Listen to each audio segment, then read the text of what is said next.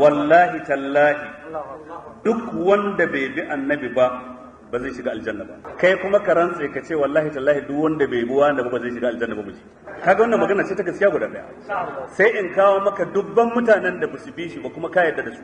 Ka yarda da Abubakar, ka yarda da Umar, ka yarda da Usman, bar ma ta sahabbai, ka yarda da tabi'ai, bar ma ta tabi'ai, ka yarda da Imam Malik ibn Anas, ka yarda da Imam Shafi'i, ka yarda da Imam Ahmad ibn Hanbal, duk ba su bi shi ba shi wannan waliwa na. Ba su san shi ba dan tsakanin shi da su shekaru ɗaruruwa ba su bi shi ba. Kuma muna kyautata san dukkanin waɗannan 'yan aljanna ne ba su san shi ba a tarihi ma san ba a yi shi ba ma lokacin da su suka zo duniya kuma za su shiga aljanna ko ba haka ba insha Allah za su shiga aljanna. To me yasa da ya zo daga baya sai aka ce shi din kuma sai in an bi shi ne sannan kuma za su shiga aljanna. Yanzu matsayin annabi Muhammadu sallallahu alaihi wasallam idan murnan aihuwar annabi musulunci ne yanzu har a tsaya ana lalumi. Yanzu bai kamata a buɗe mai sura su kutum da guda ba, bai kamata aya ta bullo ƙololo ta yi bayani a kai ba. Kuma duk yadda kake ƙaunar annabi sallallahu alaihi wasallam ka kai na Fatima, ka kai na Aisha, matansa ba su taɓa cewa mu haɗu mu yi murnan haihuwar mijinmu ba. ‘Ya'yansa ba su taɓa haɗuwa suka ce mu yi murnan haihuwar babanmu ba. Sayyidina Abubakar, Sayyidina Umar, Sayyidina Usman ba su taɓa haɗuwa suka ce mu yi murna. Don Allah kai a tunaninka wannan abun daidai ne waɗannan duk su ƙi? Saboda Allah wannan abun a ce maka na rubuce a yi shi yaya za a yi dalilin maulidi ya ɓuya? Bai kamata ya ɓuya ba domin babban al'amari ne. Babu ne kawai a musulunci, babu ne kawai saboda ka inda zaka saurari jawaban maulidi guda 10 zaka ji kowane taro abinda suke hujja da shi akan maulidi daban da na waɗancan daban da na waɗancan. Kuma a ce maulidi addini ne, mu a ce ba mu yi ma sagir. A ce maulidi addini ne, a ce ba mu yi. Ya ce mu dangale wandan mu mun dangale, wallahi annabi ko fan ya ce mu fito da shi wallahi da fan da mu fito. Wallahi amma a ce murnan aihuwansa ya ba da izini a yi, a ce ba da mu yi ba, ai bai kamata ba. To babu ne a ahalari babu, iziya babu, ashimawi babu, risala duk littafin da ka bude babu. Ka taba ganin wani wadda ya je ya bude littafi a gaban malami zai karatu aka ce mishi ga fasalin maulidi? To kai kai tunanin shi mai ahalarin bayi son annabi ne da bai kawo ba? Mai iziya mai risala duk masu littattafan nan ba su son annabi ne? Ka san cewa suke saboda babu maulidi mu makiyan annabi ne, kuma zuciya ba za ta karba ba. Kai ka kalle mu ka ce mu makiyan annabi ne, sai dai ka faɗa don ka cutar, amma kai ma ranka ba zai yadda mu a ran mu wai muna kin annabi ba. Wani ya zo ya gaggasa mana maganganu a kaza ya tafa da faɗansa mu makiyan annabi ne, mu masu meye sai muka haɗu da shi a gareji wajen gyaran mota. Yana gani na ta algafar ta malam muna jin kokarin da kake, nace kokarin kiyayyen annabi shi ma zuciyarsa ba za ta karba ba. A ce dai mu makiyan annabi ne, ta yaya haka zai faru? Ai ba zai yiwu ba. Kai ma ba za ka iya gamsar da kanka mu makiyan annabi ba ne. Ka je ka samu matarka ka tara su ka ce mu makiyan annabi ne, ka mata bayani ba za ta yadda ba ita ma. Kawai abin baya addini ne, kamar yadda muka faɗa ne man sagir, ba ma gaba da su, ba ma kiyayya da su, kawai abin ba addini ba ne. Shi kenan iya inda muka tsaya kenan. Duk mun yi imani da su ko muna koyan addini a cikin su, amma cikin waɗannan littattafan ba ɗaya daga cikin su da ya kawo babi ko fasali na maulidi. To me yasa ba su kawo ba? Yanzu muna neman illa da ta sa ba su kawo ba, ko dai dukkaninsu sun yi mantuwa shi yasa ba su kawo ba, ko kuma dukkaninsu sun ɓoye ilimi, ko kuma dukkaninsu sun jahilta ba su san fallan maulidi ba da haka ba su kawo shi ba, ko kuma maulidi ba addini ba ne da haka ba su kawo shi ba.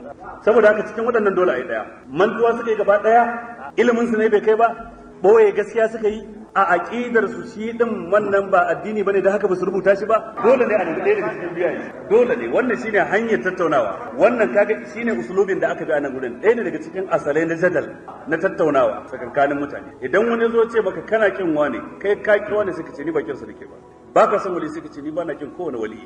Wallahi tallahi ina son wali, kuma ni bana inkarin karamarsa, na yadda wali ne, na yadda yana da karama, bana inkari, bana masa hasada karamar da Allah ya bashi, Allah ma ya kara masa wata doriya akan ta da. Amma rigimar fa ba akan kasancewar sa wali bane ba, kuna barin babin da ake musu, kun bar filin dagar kun shiga wani wuri daban. Maganar ba wai karamarsa bace ba, yana da karama, na yadda shi wali ne din, na yadda. Amma maganar abishi, waye yace abishi, nan ne inda musu yi. Wane ne yace abishi, nan rikicin yake. ni na ji shi wali ne, amma ni annabi zan bi shi ba.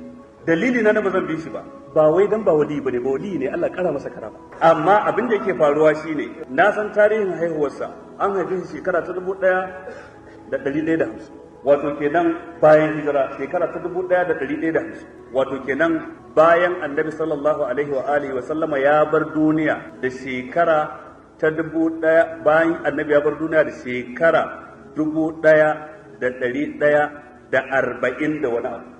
Sannan sai aka haifi shi wane da aka ce masa waliyi ko mai karama. To wannan tarihin na shekara 1040 da wani abu, da 140 da wani abu, mutane sun yi sallah, sun yi azumi, sun yi zakka, sun yi haji, sun yi zikiri, sun yi hailala, sun yi istighfari, salati duk sun yi, salatin da ba nashi ba, zikirin da ba nashi ba, sallar da ba irin tashi ba, irin wanda annabi ya koyar. Ta yi ko ba ta yi ba, za su shiga aljanna ranar tashin kiyama ko ba za su shiga ba, amma fa ba shi suka ba, dan lokacin ma ba haife shi, addinin su yayi. To dan me sai da aka haife shi kuma sai yayi juyin mulki yace sai an bi shi za a shiga aljanna? Kaga ita rikici shi. Da haka idan gure idan kana son a zauna lafiya ka daina ba ruwanka da wali. Duk waliyai bayan Allah ne, mun yadda da su waliyai ne ko mun yadda suna da karama, amma biyayyawa aka ce abi, annabi aka ce abi, shikenan magana ta kare. Wallahi tallahi duk wanda bai bi annabi ba zai shiga aljanna ba. Kai kuma ka rantse ka ce wallahi tallahi duk wanda bai bi wanda ba zai shiga aljanna ba miji. Kaga wannan magana ce ta gaskiya guda daya. Sai in kawo maka dubban mutanen da basu bi shi ba kuma ka yarda da su.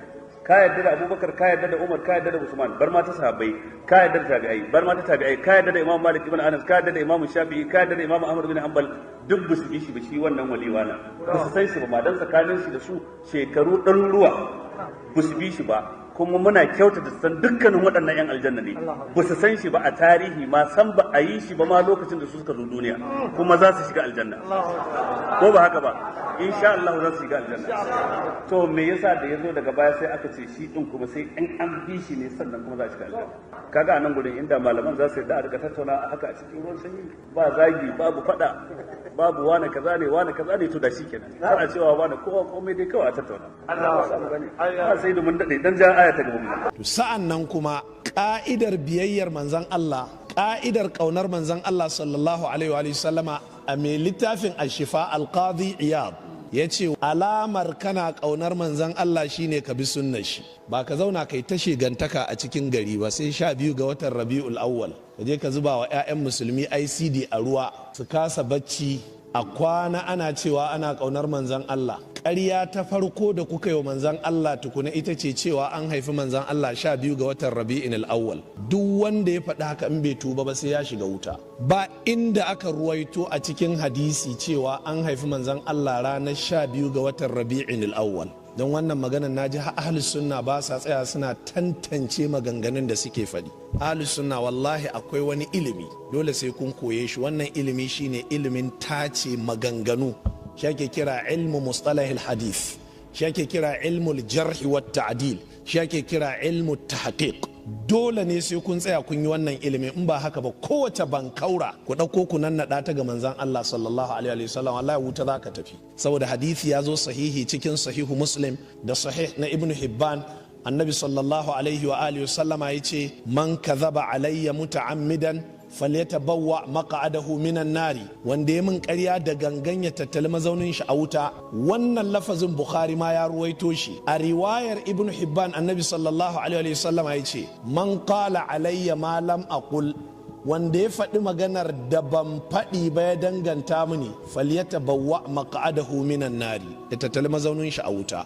Babu dalili, ku je ku faɗa ko ina dangas, ku ce Albani na Zariya shi ya ce. Babu inda aka ruwaito a hadisi cewa an haifi manzon Allah ranar 12 ga watan Rabi'in Awwal. Babu wannan kalubale ne na jefawa kowa. Duk wanda ya gama zafin kai ya huce ka ce ya kawo da isnadi haddasana ko ya kawo a cikin littafin hadisi da isnadi an ruwaito wani malamin hadisi ya ce sahihi ne. Babu. Dan sanda aka haifi annabi sallallahu alaihi wa alihi sallama ba a san waye shi ba a san waye zai zama ba annabawa ma a zamanin balle a ce ana sa rai shi ma zai zama. Kawai suna ganin shi rajulun adi, kawai gama gari ne, sai da aka haife shi ne aka ga a'a wannan ba gama gari ba ne. Bayan shekara 40 da haihuwar shi sannan aka je aka fara bincikar wannan mutum da ya zama babban mutum yaushe aka haife shi. Kamar galibinmu ne nan, duk wanda yake sau'inmu dinnan, duk wanda ya ce ga yadda aka haife shi, dai ba gidan 'yan boko aka haife shi ba ko 'yan arabiya, sai dai ya kintaci faɗi. In ka je ka tambayi babanka, baba yaushe aka haife ni, sai ya ce ran da Sardauna ya zo nan. Sardauna sau nawa ya zo Bauchi? Ko kuma ya ce ran da aka yi yakin Nehu da MPC, ran nan aka haife ka. Duk ba kwatance ba ne? Sau nawa aka yi yakin Nehu da MPC? Ya fi a kirga. Abin da kaɗai malamai suka iya ganowa, ya tabbata an haifi annabi a shekarar da aka yi yakin giwaye.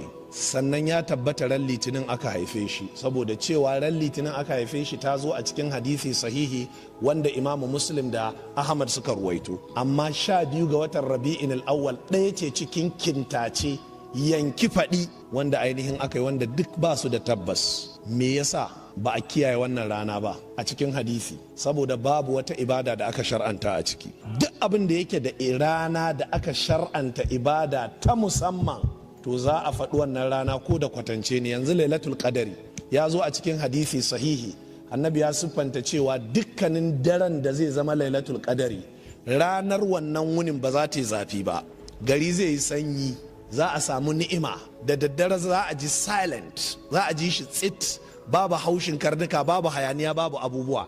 Alama ce ta lailatul qadari, saboda akwai wata ibada da aka shar'anta a ciki. Ranar 10 ga watan ainihin al-Muharram ita ce ranar Ashura, akwai ibada da aka shar'anta ko? To don haka wannan rana kaga an santa. Amma ya zama duk muhimmancin manzon Allah ba a ruwaito ranar da aka haife shi a cikin hadisi sahihi ba, sai dan dalilin ba a shar'anta komai a wannan ranar ba.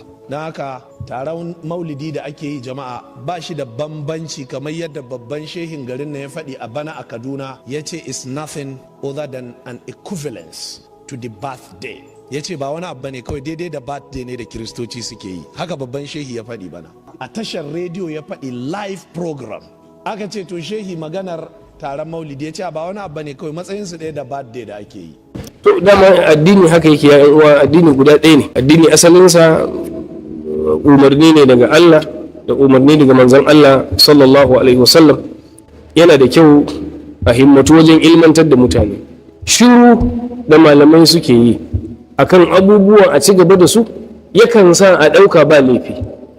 Shi yasa ake son in abu ya faru a rika tambihin a yi shi kuma da ladabi da kalmomi masu kyau da mutane za su karba. Kamar da muka ambaci cewa Ibn Taymiyyah na cewa yana da kyau masu hana maulidi su kula da kaza da kaza. Wasu ba su san ma wannan abubuwan da kake karanta, wasu zancen bid'a ne, wani ma bai taba ji an ce masa bid'a.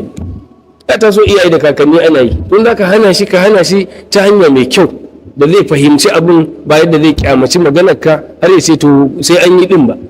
Domin ba a so mutum ya kai ga sai an yi din, ana so ya yi reasoning tare da kai, ya fahimta, sai ka ɗora shi akan hanya. A kwantar da hankali kuma a ilmantar da mutane, amma kar a yi shuru. Lalle a faɗa, amma a faɗa kuma ta hanya mai kyau da za ta yi amfani. Muna roƙon Allah subhanahu ta'ala ya ƙara fahimtar da mu, ya tabbatar da mu a hanyar ma'aiki sallallahu alaihi wasallam.